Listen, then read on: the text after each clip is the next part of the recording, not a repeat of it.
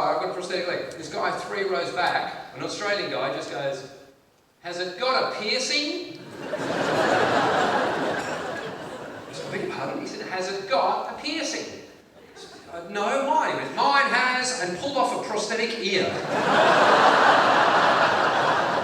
I was held it up above his head. And the whole room going, "Ah!" I said, "That's amazing. Can I ask how you lost it?" And he went, "What?"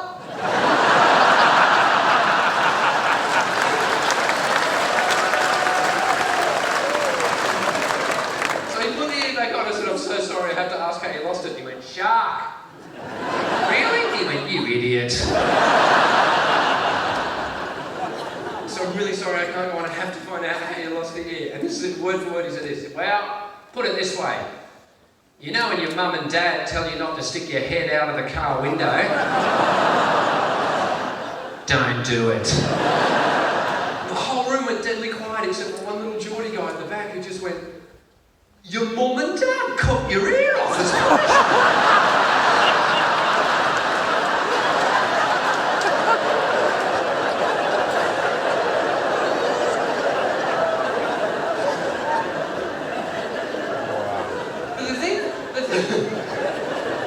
The thing for me that made me love having a prosthetic was the Paralympics. Not just in London. I got to go to Beijing in 2008 to cover the Paralympics for Australian TV. And it was the single best thing I've ever seen in my life. Except I was censored. I know, because I was commentating on the opening ceremony for Australian television, and they said the Chinese government censored. I had to submit a script, and they went, "Okay, tell me if this is offensive." As the Paralympians walked into the stadium for the opening ceremony, this is what I wanted to say. "If you think you recognise the Chinese athlete without the arms, he's the drummer that fucked up in the opening of the Olympics."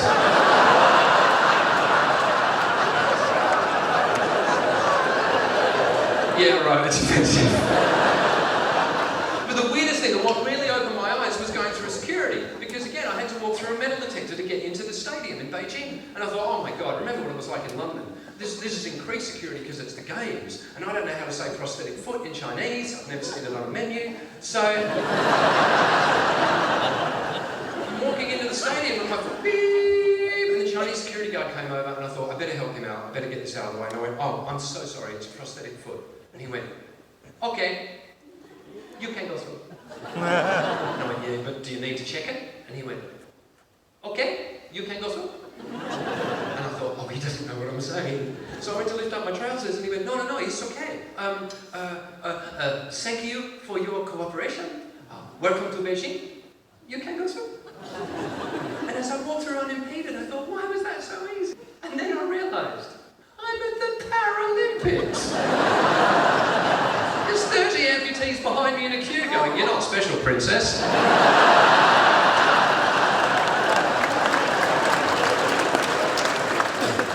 And it's the weirdest thing, because what you don't realise is we've never seen that many disabled people in a room together. You know, you might watch the Paralympics and go, "Oh, it's a bit freaky." We think the same thing. I was walking through the athletes' village. I should know better. I've got half a foot. Part of me was thinking, well, this is a beautiful celebration of humanity. And the other part was going, fuck me, it looks like the cantina scene from Star Wars. Honestly, I saw one Swedish Paralympian walking through the village holding hands with a dwarf wearing a t-shirt that said, "Yes, he's my boyfriend," and an arrow pointing down. I was walking behind 2 Australian Paralympians and heard word for word this conversation. "Fucking blind people shit me." Well, why do they put braille? Why do they put braille on the buttons in elevators? And the other one went, how are they going to know where the buttons are? And then the first one went, "Yeah, we fucked with them. We put super glue on the buttons."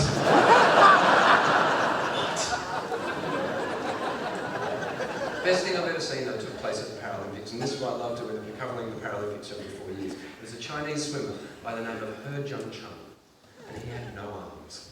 When I say no arms, I don't mean like a bit missing here and a bit. I like right down at each shoulder. It was like here.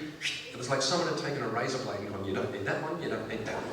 I'm not saying the Chinese government did that to win medals. Just now.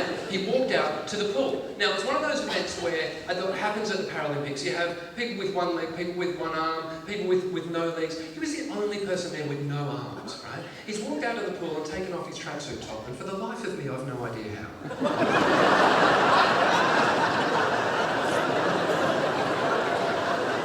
He gets in the pool to start the race. Why? Because it's the backstroke. Now, there are three, let me just reiterate, it's the best thing I've ever seen in my life. There are three difficulties associated with doing the backstroke without any arms. The first is the backstroke. But his first is the start, because to start, you have to hold on when you're doing backstroke. But he couldn't do that because he didn't have arms. So they tied a ball onto a piece of string, attached the string to the block, and put the ball in his mouth. So this guy got in the pool and just went... And everyone's going, oh my God. And on your marks, he's like, oh. We're watching him going, you're gonna drown! The gun went. He swam the fastest 50 metres I had ever seen anyone swim live in my life. I mean, all leg strength, but it was like someone had strapped an outboard motor to a pen. He just rocketed it.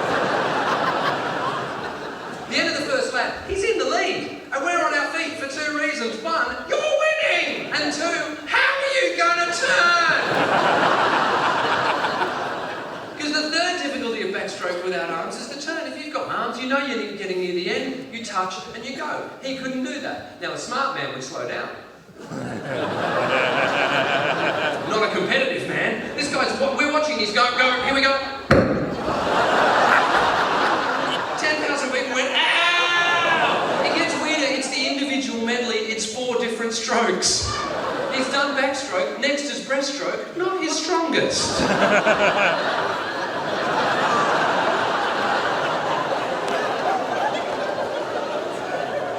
By the end of the second lap, he's dropped back to third, but we're still cheering him on. Come on! He turns for the third lap. This time, butterfly. Oh, God. And less butterfly, more caterpillar, but he's having a crack. He gets to the end of the third lap, he's dropped back to fourth, but we're still cheering him on. We don't care about anyone else. We go, come on, you might get a bronze. You won't win, but you might get a bronze. He turns for the final lap. This time, freestyle, his fastest stroke. He was faster at freestyle than anything else and anyone else. In the course of the final lap, this one guy's gone from fourth to third, from third to second. With a metre to go, we are on our feet as his head nudges in front of that guy's head. But he didn't win, because that guy had half an arm. And as he stood on the dais 10 minutes later with a silver medal around his neck, a smile on his face and a bouquet of flowers wedged under his chin, I thought that is the joy of the Paralympics right there. Because how often in life does a guy with half an arm get to go, fuck, that was handy.